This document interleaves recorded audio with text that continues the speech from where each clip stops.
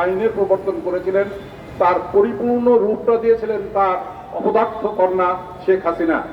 এবং শেখ হাসিনার এই অপদার্থতার মধ্য দিয়ে মূলত বাংলাদেশের সংবাদপত্রের কণ্ঠ রুদ্ধ হয় নাই, বাংলাদেশের মানুষের কণ্ঠ রুদ্ধ হয়ে গেছে। বাংলাদেশ পরিচালিত হয়েছিল একটি ভারতীয় উপনিবেশে।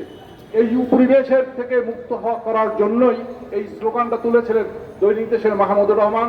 তিনি বলেছিলেন যে বাংলাদেশকে মুক্ত করতে হলে আধিপত্যবাদ মুক্ত করতে হবে, সেবাদাস মুক্ত করতে হবে, আর সেবাদাসের যিনি প্রতিভূ শেখ হাসিনাকে ক্ষমতা থেকে বিদায় নিতে হবে। এটা ছিল তার অপরাধ।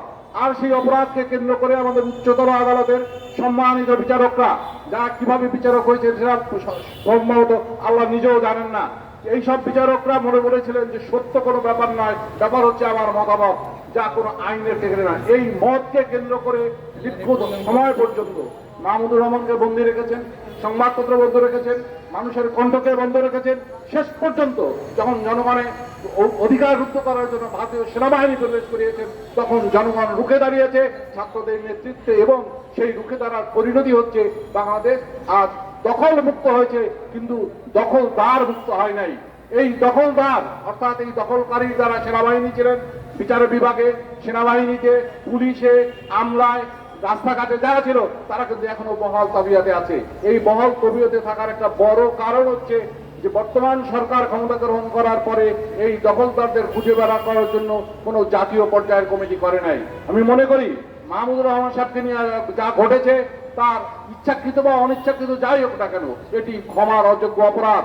কোন আধিপত্যবাদী সৈনিককে, সেনাপতিকে কারারুদ্ধ রাখার দুঃসাহস দেখানোর অর্থ হচ্ছে সেবাদাসের দোষর হওয়া।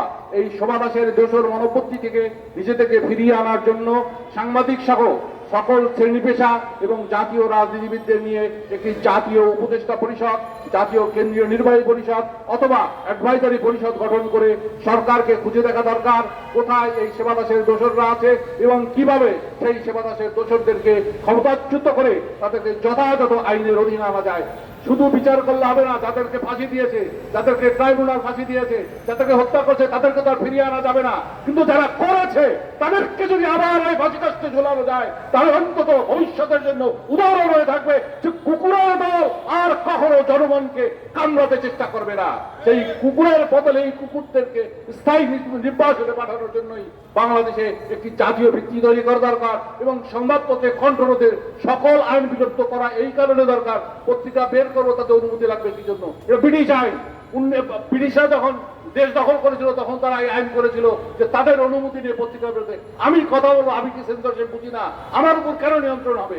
সুতরাং নিয়ন্ত্রণবিহীন মত প্রকাশের স্বাধীনতা বাস্তবায়ন করার জন্য বাংলাদেশ ফেডারেশন ইউনিয়ন বহুদিন ধরে আলোচনা করছে। বিশেষ করে প্রতি বছর 24শে জানুয়ারিতে এই আলোচনা করে, 16ই জুনে এই আলোচনা করে। আমি সেই আলোচনার সূত্র ধরে বলছি যে সাংবাদিকদের নিয়ে একটি নির্বাহী পরিষদ গঠন করে জাতীয় স্বাধীনতাকে ত্বরান্বিত করা, এবং যে সরকার